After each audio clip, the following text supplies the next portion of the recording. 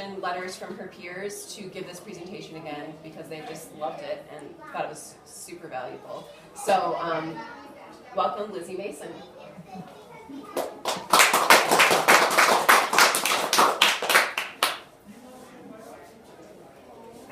Hello everyone, I'm Lizzy Mason and today I'll be teaching you about autism. I have autism, believe it or not. So for my senior lesson, I thought I would be brave and touch upon this very personal subject. First, you may be thinking, what is autism anyway? And that is a great question to ask. Since autism is such a wide spectrum, it's very hard to come up with one cohesive definition. So in thinking of what autism is, I thought it would be easier to establish what it's not first. Okay, things is not. It's not a disorder. Just because I have autism does not mean I am broken or that I need fixing. I don't have a processing error. I just run on a different operating system. It's not a disease. Autism is not a sickness. It's not contagious, and we don't need cured. And it is not a mental illness, nor is it the sole cause of other mental illnesses like anxiety or depression. Though interestingly enough, I just so happen to also have OCD as well, but that runs in my family. Things it is. It's altogether a different way of experiencing life. I walk along the same road as everyone else, same bricks as everyone, yet with a different view and perception of things. And I'll kind of elaborate on that throughout this presentation. It's the varying degrees of difficulty communicating. Those higher functioning on the spectrum usually make eye contact with the people they're talking to, listen to the person speaking, give them their undivided attention, while those lower functioning on the spectrum tend to have more difficulty with those things. I am, and always have been, higher functioning. It's having difficulty adapting to unexpected change, and this picture is a perfect representation of how we react to unexpected change. It throws us off, and we often don't know what to do after that. If you're going to impose unexpected change on a human with autism, be prepared. Now I'd like to share with you some of my experiences with autism. I was diagnosed at 3. Now I put diagnosed in quotation marks because I never actually got a formal diagnosis. But there were certain signs that my parents saw in me that pointed to me having autism. When I was 3, I was very shy, like as shy as a squirrel.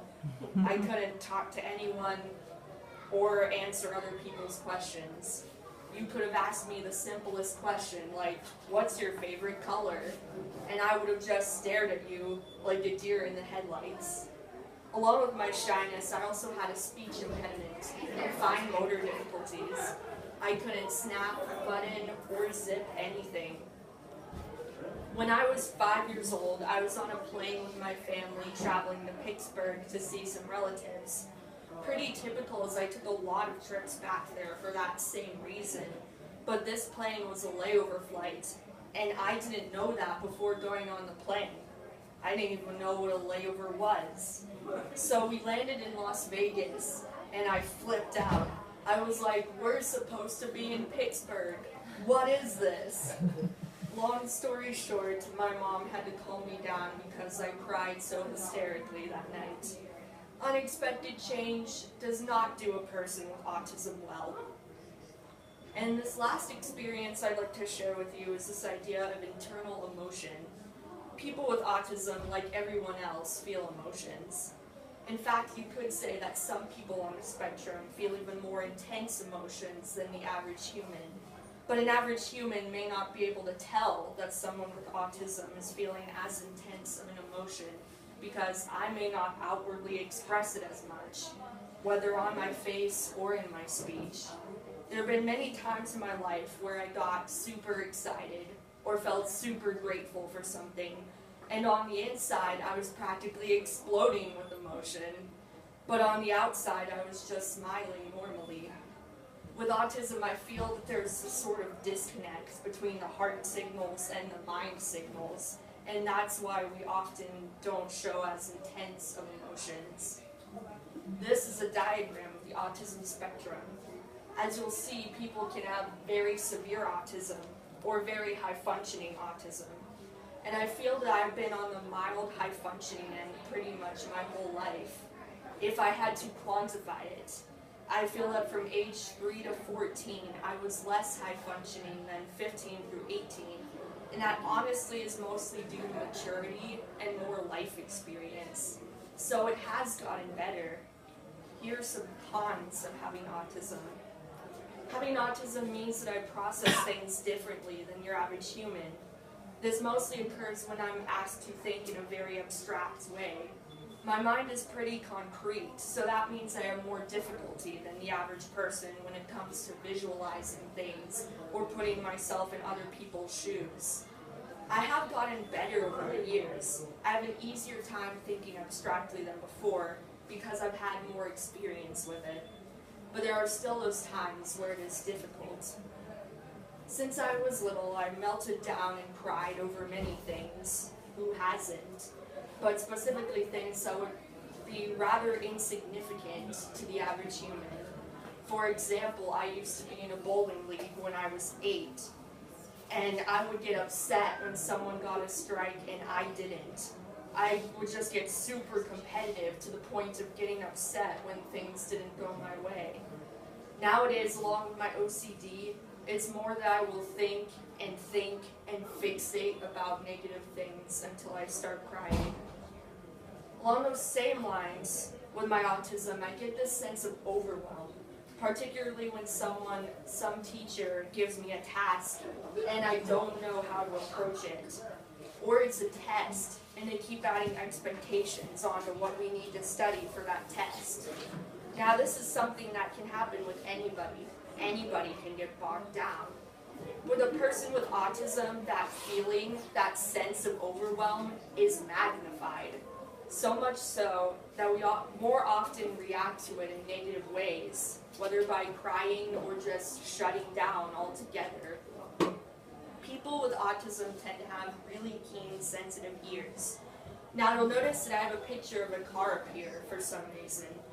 I put this up here because when I was little, we had these next door neighbors who every morning on any given day would rev up their car, probably to get ready to go to work. But whenever I heard that loud engine rev, I would just start crying and cover my ears. Now I know what you're thinking. What? You cried over a car starting? Are you nuts? But I just really didn't like the sound. Now that I've established the cons, here are some pros of having autism. People with autism are very detail-oriented. For me, specifically when I write, I incorporate a lot of details in my writing. When I'm given an assignment, I often take into consideration way more details than the average person might. And as you'll see with this image of my French homework, I tend to go beyond those lines.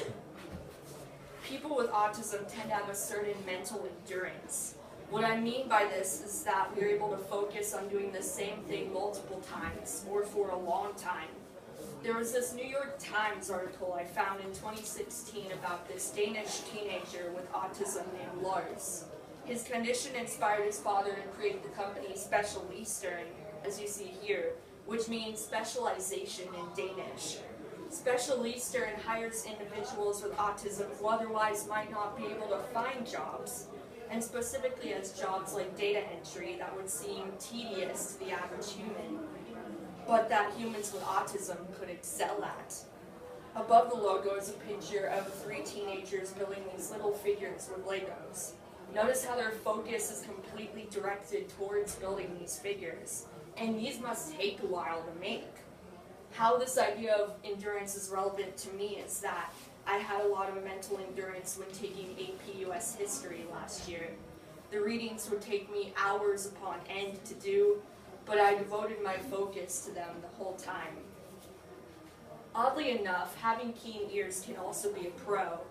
Countless amounts of times have my mom and I been in a restaurant or store, and I'll hear music way out in the background and start dancing to it in a humming.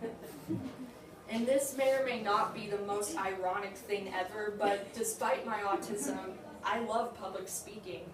It's one of my passions to share my ideas with really anyone in this setting. My future as an adult with autism looks pretty bright. It's an ongoing chronic thing that'll never fully go away, but it does get better. It doesn't define me, I define me. It doesn't disable me. And it certainly doesn't stop me from achieving my dreams. All in all, I can say that there's more ability than there is disability in regards to autism. These are 3 adults who have autism that I look up to. On left we have Temple Brandon, one of the most well-known, writer, speaker, and autism advocate, who also teaches animal science at Colorado State. Alexis Weinman, who despite her autism was crowned Miss Montana in 2013. And James Durbin, who I actually didn't know about until recently, is a singer, songwriter, and guitarist who won 4th place in the 11th season of American Idol. All 3 are living, breathing examples of how autism does not stop achievement. Thank you for your time.